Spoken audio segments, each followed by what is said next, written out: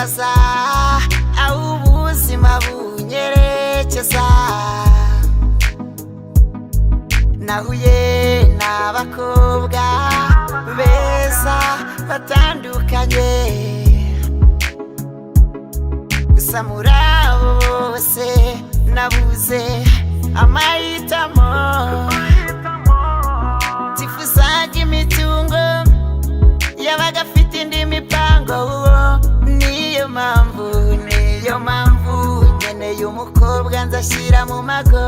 Niyo mpamvu nkeneye umukobwa nzashyira mu mago. Nkeneye kumumenya. Ese ninde ese ninde ese ninde ese ninde uwo mukobwa. Ese ninde ese ninde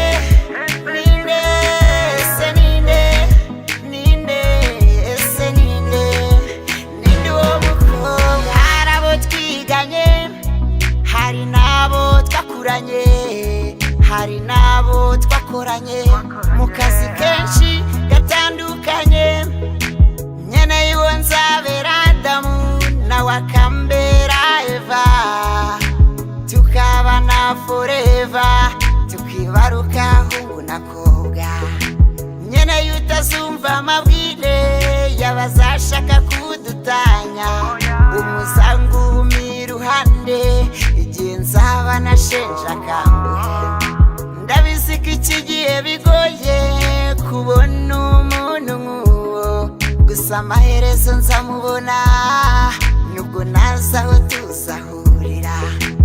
Ese ni mu Rwanda ntegereze tuzahura, cyangwa niyo mu mahanga shakisha uburyo namugeraho.